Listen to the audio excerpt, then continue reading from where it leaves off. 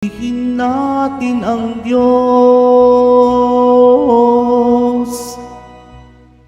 Sa ngalan ng Ama at ng Anak at ng Espiritu Santo, Amen. sumainyo ang Panginoon. At sumaiyo rin. Mga kapatid, aminin natin ang ating mga kasalanan upang tayo'y maging marapat gumanap sa banal na pagdiriwang.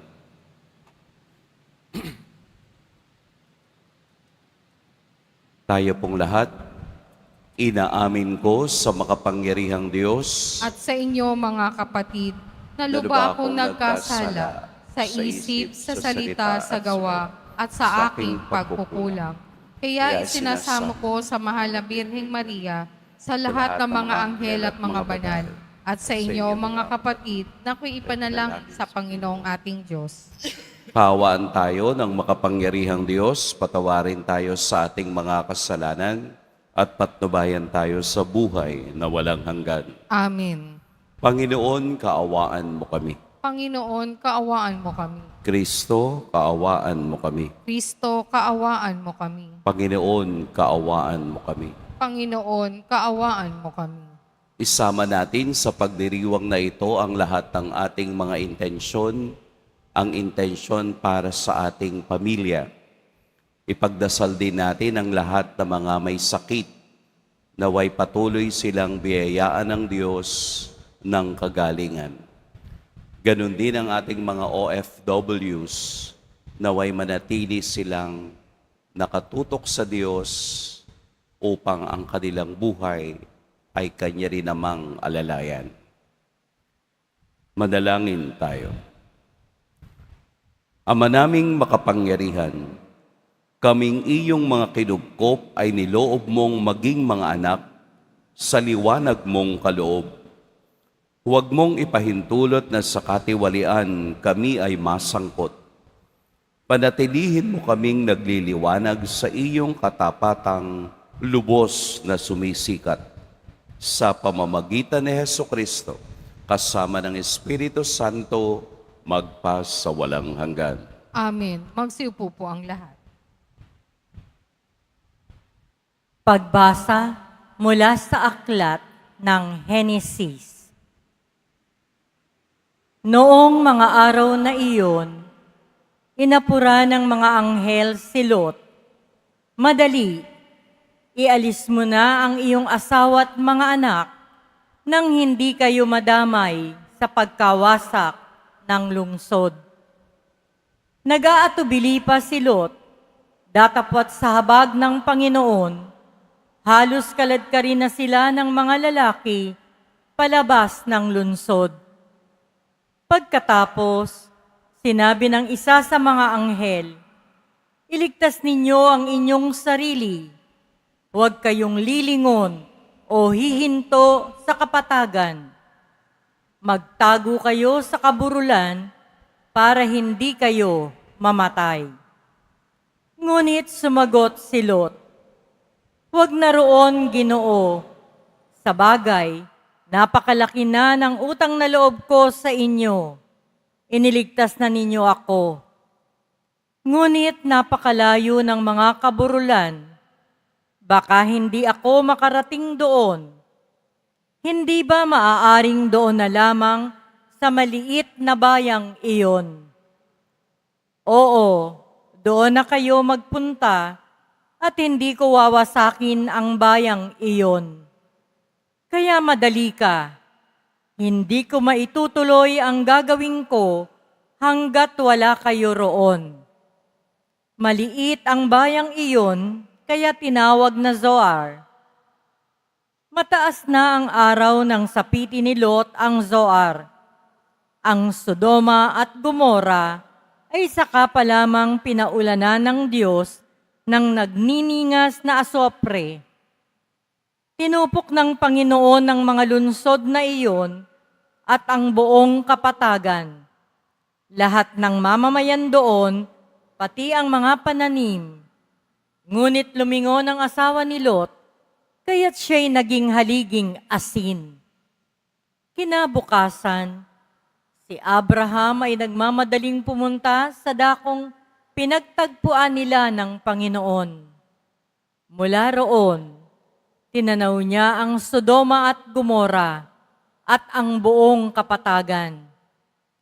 Nakita niyang pumapainlang lang ang makapal na usok na parang nagmumula sa malaking horno. Nang gunawin ng Diyos ang mga lungsod na iyon, hindi rin nawaglit sa kanyang isipan si Abraham, kaya iniligtas niya si Lot. Ang salita ng Diyos. Salamat sa Diyos. Pag-ibig mong walang hanggay, lagi kong inaasahan. Pag-ibig mong walang hanggay, lagi kong inaasahan. Poon, ako'y iyong siyasatin, ako'y iyong subukan. Hatulan mo ang iniisip ng sarilit layunin. Pag-ibig mong walang maliw, ang kasama at kaakbay, at ang iyong pagtatapat, ang palagi kong patnubay. Pag-ibig mong walang hanggay, lagi kong inaasahan. Sa parusa ng masama, huwag mo akong idaramay. Ilayo rin sa parusa ng mahilig sa pagpatay. Ilayo mo ako sa kanilang ang gawa'i kasamaan. Ang mga taong sa tuwinay, naghihintay na suhulan. Pag-ibig mong walang hanggay, lagi kong inaasahan. Ngunit ako, ang pasya ko, ay matuwid ang gagawin. Kaya naman iligtas mo at mahabag ka sa akin. Ako'y ligtas sa panganib, panganib na ano paman. Sa hayag na pagsamba ko'y pupurihin ang may kapal. Pag-ibig mong walang hanggay, lagi kong inaasahan. Magsitayo po ang lahat.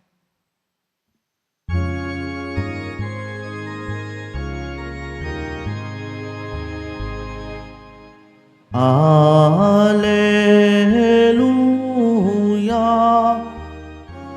Alleluia, Alleluia, Alleluia.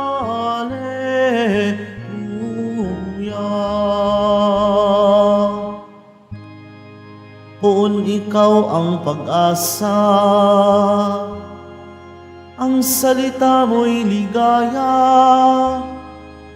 pag-asa ko sa tuwina. Alleluia, Alleluia, Alleluia, Alleluia.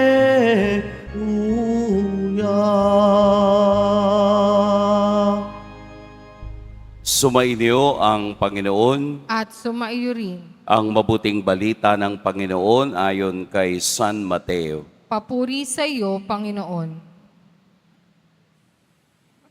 Noong panahong iyon, sumakay si Jesus sa bangka, kasama ang kaniyang mga alagad. Bumugso sa lawa ang isang malakas na unos at halos matabunan ng mga alon ang bangka. Ngunit natutulog noon si Jesus. Kaya't nilapitan siya ng mga alagad at ginising. Panginoon, tulungan ninyo kami, sabi nila. Lulubog tayo. At sinabi niya sa kanila, ano't kayo'y natatakot? Napakaliit naman ng pananalig ninyo. Bumangon siya, sinaway ang hangin at ang dagat, at tumahimik ang mga ito. Namangha silang lahat at ang sabi, anong tao ito? Kahit ang hangin at ang dagat ay tumatalima sa kanya. Mga kapatid, ang mabuting balita ng Panginoon. Pinupuri ka namin, Panginoong Hesukristo. Magsiupo po ang lahat. Magandang umaga po sa lahat. Anong tao ito? Kahit ang hangin at ang dagat ay tumatalimas sa Kanya.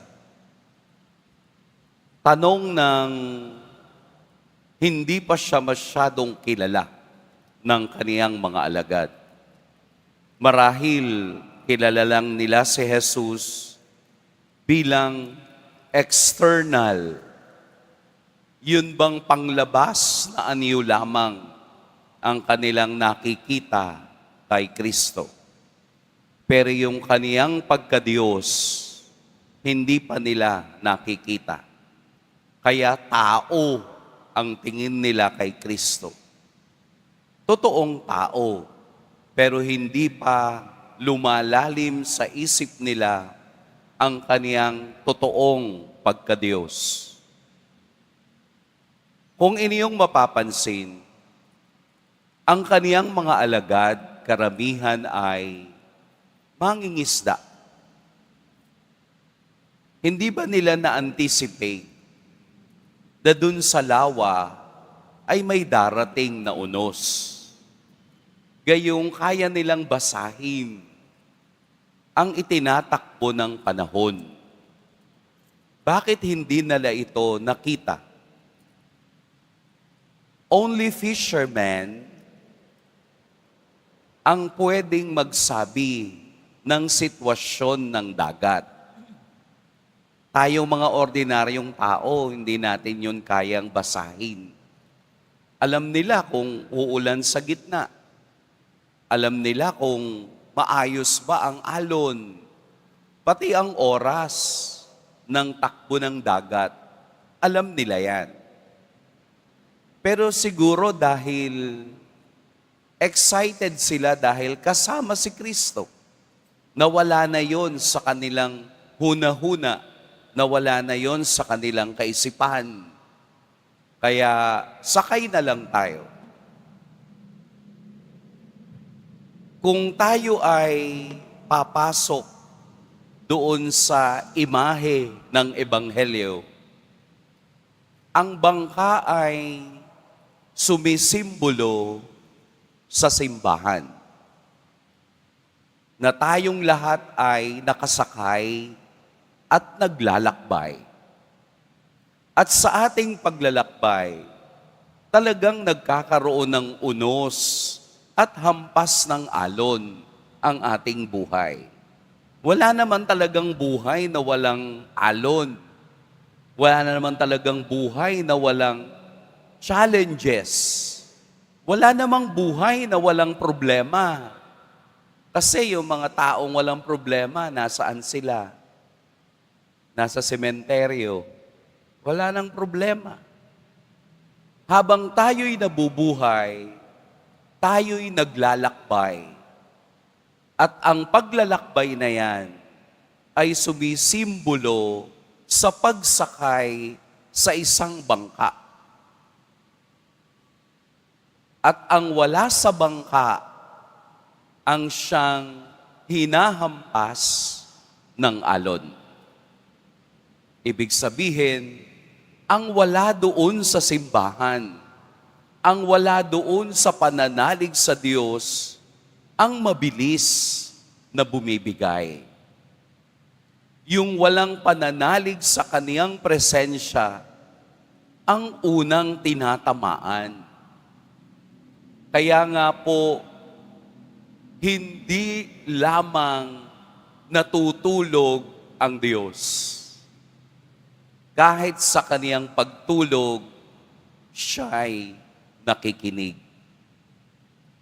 Tulungan ninyo kami. Panginoon, tulungan ninyo kami. Pwede namang unahan ni Kristo na patigilin agad yung alon at hampas ng hangin. Pero kailangang manggaling sa kaniyang mga alagad. Ang unang hakbang ay manggaling sa alagad. Tulungan niyo po kami. Lulubog tayo. Anong ibig sabihin nun? Ang gusto ng Diyos, we express, ipakita, ipahayag ang ating takot at kahinaan sa Kanya. Dahil hindi tayo pinipilit ng Diyos na lumapit sa Kanya. Only those who approach Him and believe in Him will be saved. Kaya nga sa pagsigaw ng mga alagad, sa paghingi ng tulong, save us, tulungan mo kami, iligtas mo kami, doon lamang ipinakita ni Jesus na ang kapangyarihan niya kahit na sa kalikasan ay mangyayari at matutupad. Sa kultura po kasi ng mga Hudyo, ang kailaliman ng dagat ang siyang tirahan ng masasamang espiritu. Kaya nga kung iniyong matatandaan sa isang bahagi ng Ebanghelyo, kung saan nilunod ni Jesus ang mga baboy na inaalihan ng masasamang espiritu.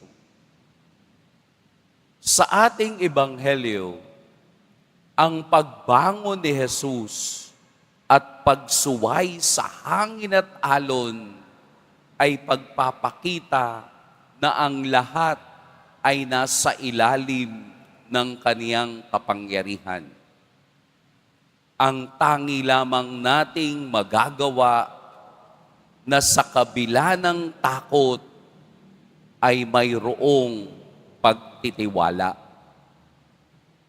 Fear equals trust. Na kahit na tayo'y nahihirapan sa buhay, sa paglalakbay ng buhay, kahit na tayo'y natatakot sa araw-araw kung ano ang bukas na daratnan, tayo pa rin ay nagtitiwala sa Diyos at sumisigaw na tulungan niyo po kami. Ipinakita ni Jesus ang tranquility and peace. Yun bang sa ating lengguwahe ngayon ay relax. Kaya ko to. Si Jesus na ang bahala. Sabihin mo lang, Lord, help us. And then, relax. Kasi hindi natin kakayanin. Kung sa sarili lang nating lakas, hindi natin magugupo ang mga hamon ng buhay. Bahala na si Lord. Relax. Basta ang alam mo, humingi ka na ng tulong at ibinigay mo na sa Diyos ang lahat. Kailangan lang nating magtiwala at umasa na ang Diyos ang gagawa at kukumpas na patigilin ang unos ng ating buhay. Maglakbay po tayo na kasama ang Diyos. Sabi nga ng isang artista, sakay na. Sakay na sa bangka ng paglalakbay. Ang ating simbahan ay isang bangkang naglalakbay patungo sa kaharian ni Jesus Nazareno. Huwag ka lang kakapit. Ikaw ay sasakay para makarating tayo ng matiwasay na kasama ang Diyos. May kwento ko lang po sa inyo. Nung ako po ay nasa Capiz, ako ay nagbakasyon sa Gigantes Island. May tinatawag sila doong pugada. Yun pong pugada ay yung biglang dating ng bagyo at hangin. Parang ganito, maayos na umalis sa pantalan ang bangkang sinasakyan. Pagdating sa gitna, biglang magdidilim at hahampasin ka ng hangin at ulan. Left and right, hindi mo alam kung saan nanggaling. Ang tangi mo lang pwedeng maging sandata ay ang dasal at tiwala sa Diyos. Nakarating naman po ako ng buhay, kaya ako naririto pa. Nung pong ako'y nandoon, mayroong isang kasalang hindi matutuloy dahil sa bagyong dumating. Hindi po nakarating yung pari na magkakasal. Ang sabi po nung sekretary dito sa bayan, may pari po na nagbabakasyon dyan, hanapin ninyo. Hinanap po ako sa isang hotel. Ang sabi ko, akala ko, magbabakasyon lang ako. Dinala pala ako dito ni Lord para magkasal sa inyo. Ang sabi kasi ng pare, pakainin mo na lang ang mga bisita at pagkatapos na mawala ang bagyo, tsaka ko kayo ikakasal. Parang ayaw pumayag nung ikakasal. Siyempre, sayang nga naman ang baboy. Sayang ang baka kung hindi matutuloy ang kasal. Ang sabi ko lang po, pwede po bang ang kasal ninyo ay Tagalog? Kasi hindi ako marunong magsalita ng Hiligaynon. Pumayag naman po at nakasal. I reflected doon sa aking karanasan. Yun palang pugada na aking naranasan ay isang paraan upang sa dulo nito ay maging biyaya ka sa iba. Huwag nating tingnan na ang dumadating na problema sa atin ay ganun na lang. Mayroong wisdom behind sa lahat ng challenges ng buhay. Mayroong sinasabi si Lord on the wisdom of God sa ating mga karanasan na palaging mayroong meaning o kahulugan kung tayo'y palaging nagtitiwala sa biyaya ng Diyos. Naalala niyo po yung eroplano sa India na lahat ng sakay ay namatay? Meron pong isang babae doon na galit kasi na-late siya ng dating. Gusto niyang sumakay pero hindi siya napasakay dahil late siya. May rason pala yung pagka-late. May rason pala ang lahat ng bagay kung titingnan mo ito sa mas malawak na pananaw. Huwag mong tingnan as a personal na kasamaan ang nangyayari sa ating buhay. Laging mayroong rason. Bakit ka hindi makapasa sa pag-abroad? Mayroong rason. Bakit ka hindi matanggap dun sa trabaho? Mayroong rason. May rason palagi ang buhay upang ipaliwanag kung ano ang dapat nating maging hakbang sa mga plano ng Diyos sa atin. Huwag nating isang tabi na kung tayo'y naniniwala at nagtitiwala sa Diyos, ang Diyos na ang kukumpas doon sa ating buhay patungo sa tagumpay. Huwag nating unahan ang Diyos.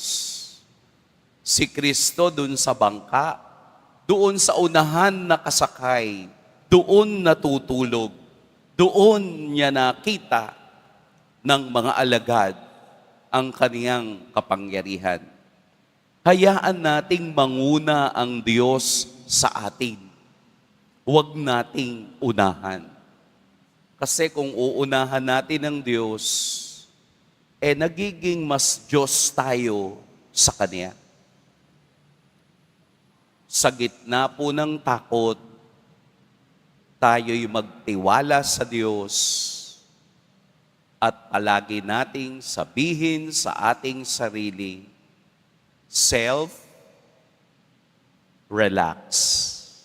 Bahala na si Lord. Relax po. Pagpalain tayo ng poong may kapal. Magsitayo po ang lahat.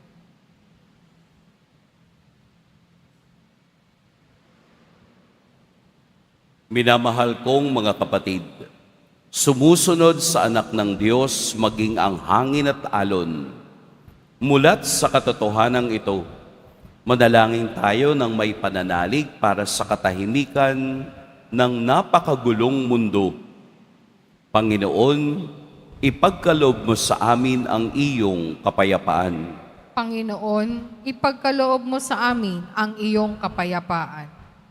Ang simbahan, sa pamamagitan ng kanyang mga miyembro, naway maging malakas sa pananampalataya, higit sa lahat sa kanilang pagharap sa mga paghihirap at pagsubok sa ating panahon. Manalangin tayo. Panginoon, ipagkaloob mo sa amin ang iyong kapayapaan. Ang mga naglalakbay sa karagatan, ang mga mandaragat, mga mangingisda, at yaong mga taong sa dagat nagmumula ang ikinabubuhay, naway makadama ng kasiguruhan at kaligtasan. Manalangin tayo. Panginoon, ipagkaloob mo sa amin ang iyong kapayapaan. Ang mga nanghihina sa kanilang pananampalataya, naway mapatatag sa pamamagitan ng tulong at suporta ng kanilang mga kaibigan. Manalangin tayo. Panginoon, ipagkaloob mo sa amin ang iyong kapayapaan. Ang mga may kapansanan at mga nagdurusa sa matagal na karamdaman, naway makatagpo ng kapayapaan kay Kristong may kapangyarihang magpagaling. Manalangin tayo. Panginoon, ipagkaloob mo sa amin ang iyong kapayapaan. Ang mga yumao, naway makadama ng walang hanggang kapayapaan kay Kristo. Manalangin tayo. Panginoon, ipagkaloob mo sa amin ang iyong kapayapaan. Ama sa langit, patatagin nawa kami ng pagsubok at suliranin ng buhay na puno ng unos at magdulot nawa ito ng kapayapaan sa aming mga kaluluwa. Hinihiling namin ito sa pamamagitan ni Kristong aming Panginoon. Amen. Magsiupo po ang lahat.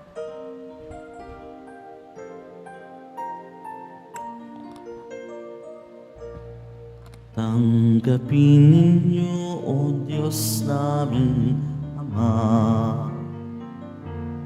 nakayanan naming alay sa inyo. Galing din po sa inyo mga biyaya na ito, tinapay at alak mula sa aming ani. Inyo po nawa itong ikaligaya, kung mamarapatin po sila'y inyong gawin. Katawan at dugo ng inyong anak, minamahal namin Jesus. minamahal naming Jesus. Magsitayo po ang lahat. Madalangin kayo mga kapatid upang ang paghahain natin ay kalugdan ng Diyos amang makapangyarihan. Tanggapin nawa ng Panginoon itong paghahain sa iyong mga kamay, sa kapurihan niya at karangalan sa ating kapakinabangan at sa buong sambayanan niyang banal. Ama naming lumikha, kami iyong pinaging dapat gumanap sa pagdiriwang ng paghahain ng iyong pagliligtas. Ipagkaloob mo ang aming paglilingkod sa iyo, ay gawing kalugod-lugod ng mga alay na ito sa pamamagitan ni Hesukristo, kasama ng Espiritu Santo, magpa sa walang hanggan. Amen. Sumainyo ang Panginoon. At sumaiyo rin. Itaas sa Diyos ang inyong puso at diwa. Itinaas na namin sa Panginoon. Pasalamatan natin ang Panginoong ating Diyos. Marapat na siya ay pasalamatan. Ama naming makapangyarihan, tunay ngang marapat na ikaw ay aming pasalamatan. Sa iyong paglingap at kagandahang loob, ang tao'y nilikha mo't pinangasiwa sa sansinukob. Sa hangad mong siya'y iwastong lubos, siya'y pinagdusa mo sa kaniyang pagtalikod. Sa iyong paggiliw, iyong ipinahintulot na makabalik siya sa pamamagitan ni Kristo Jesus. Kaya kaisa na mga anghel na nagsisiawit ng papuri sa iyo, nang walang humpay sa kalangitan, kami nagbubunyi sa iyong kadakilaan. Santo, Santo, Santo, Panginoong Diyos ng mga hukbo, napupuno ang langit at lupa ng kadakilaan mo o sana sa kaitaasan. Pinagpala ang naparirito sa ngalan ng Panginoon o sana sa kaitaasan. Magsilod po ang lahat. Ama naming banal, ikaw ang bukal ng tanang kabanalan. Kaya't sa pamamagitan ng iyong Espiritu, gawin mong banal ang kaloob na ito upang para sa amin maging katawan at dugo ng aming Panginoong Hesukristo. Bago niya pinagtiis ang kusang loob na maging handog, hinawakan niya ang tinapay, pinasalamatan kaniya, pinaghati-hati niya iyon, iniabot sa kaniyang mga alagad at sinabi, "Tanggapin ninyong lahat ito at kanin, ito ang aking katawan na ihahandog para sa inyo."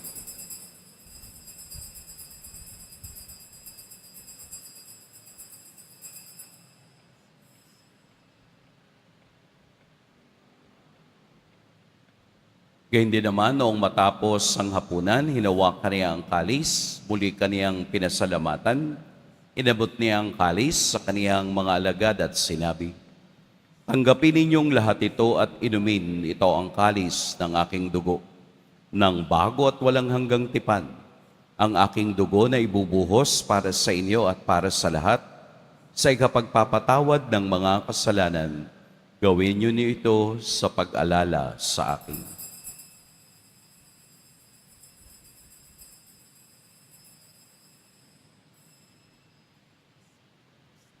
Magsitayo po ang lahat.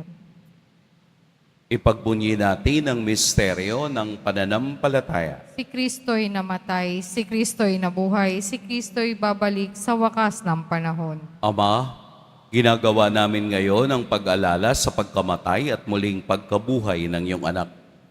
Kaya't iniaalay namin sa iyo ang tinapay na nagbibigay buhay at ang kalis na nagkakaloob ng kaligtasan. Kami nagpapasalamat dahil kami iyong minarapat na tumayo sa harap mo para maglingkod sa iyo. Isinasamo namin kaming magsasalo-salo sa katawan at dugo ni Kristo ay mabuklod sa pagkakaisa sa pamamagitan ng Espiritu Santo. Ama, lingapin mo ang iyong simbahang laganap sa buong daigdig. Puspusin mo kami sa pag-ibig, kaisa ni Leon na aming Papa, at ni Jose na aming obispo at ng tanang kaparian. Alalahanin mo rin ang mga kapatid naming nahimlay nang may pag-asang sila'y muling mabubuhay, gayon din ang lahat ng mga pumanaw.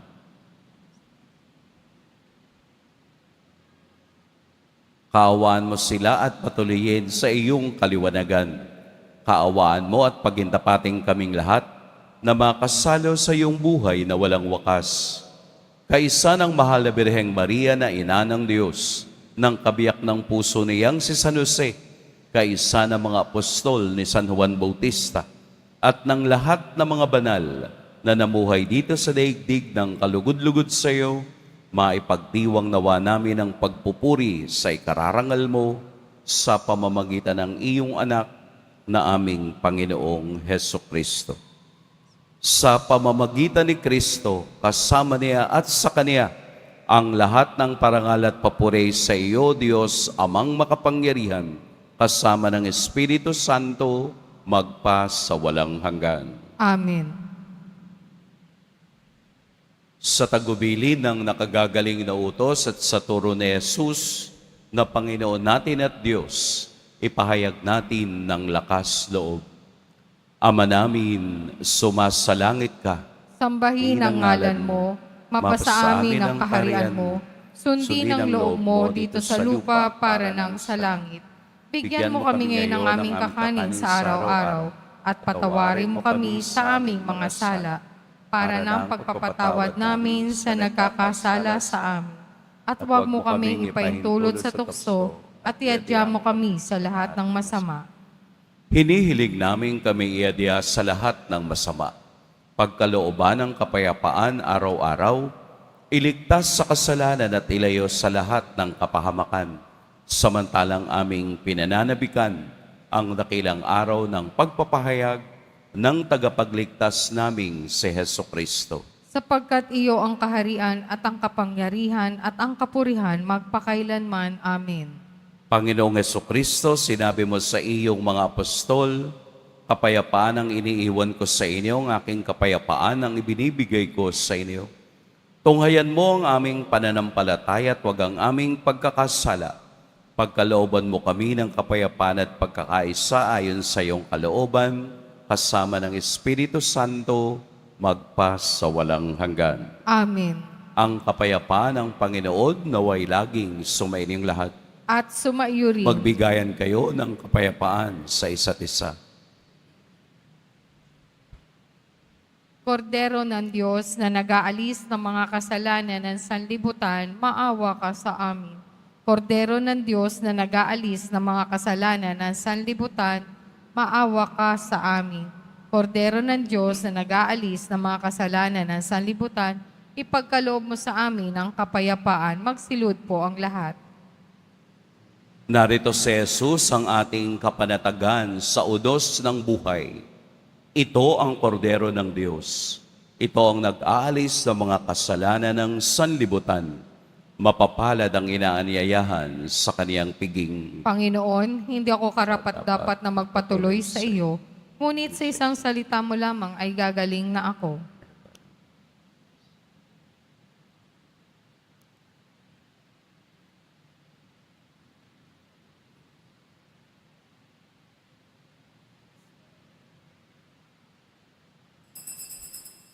Para sa lahat ng tatanggap ng banal na komunyon, sasagot po tayo ng amen, pagkasabi ng pari o ng lay minister ng katawan ni Kristo at isubo agad sa bibig bago umalis sa harapan ng pari o lay minister, sumunod po tayo.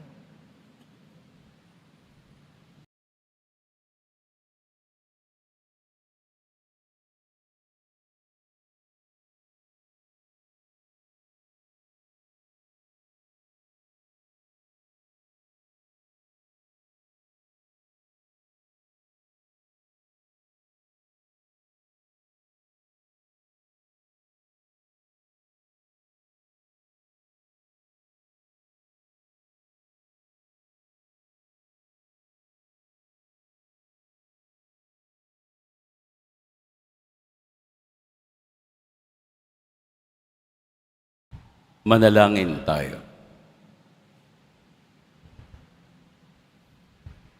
Ama naming mapagmahal, buhayin nawa kami ng aming inihain at pinagsaluhan, upang kaming pinagbuklod sa pag-ibig mo kailanman, ay magkaroon ng bungang lagi naming maiaalay. Sa pamamagitan ni Hesukristo, kasama ng Espiritu Santo, magpa sa walang hanggan. Amen. Sumainyo ang Panginoon. At sumaiyo rin. Yumuko kayo para sa pagbabasbas. Mahal na poong Jesus Nazareno, Inihayag mo sa pamamagitan ng krus ang walang maliw na pag-ibig ng Diyos sa sangkatauhan. Pakinggan mo po ang kahilingan, lalo na para sa mga nangangailangan ng iyong tulong at awa.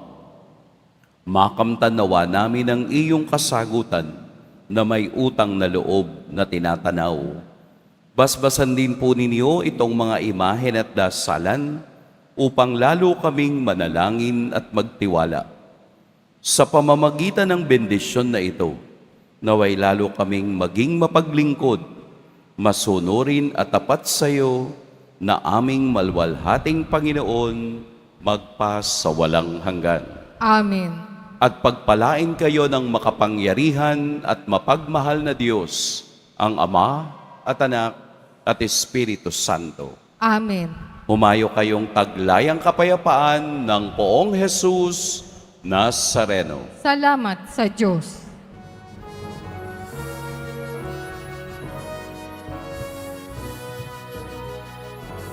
Nuestro Padre Jesus Nazareno, sinasamba ka namin.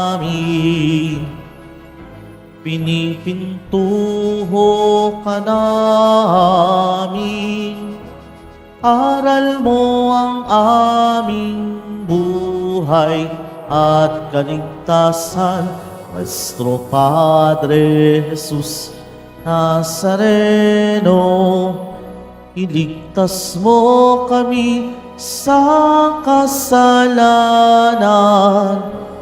Ang krus mong kinamatayan ay sagisag ng aming kaligtasan. Nuestro Padre Jesus Nazareno, dinarangal ka namin. Nuestro Padre Jesus Nazareno, nilulwalhati ka namin. Nuestro Padre Jesus Nazareno, dinarangal ka namin. Nuestro Padre Jesus Nazareno, nilulwalhati ka namin.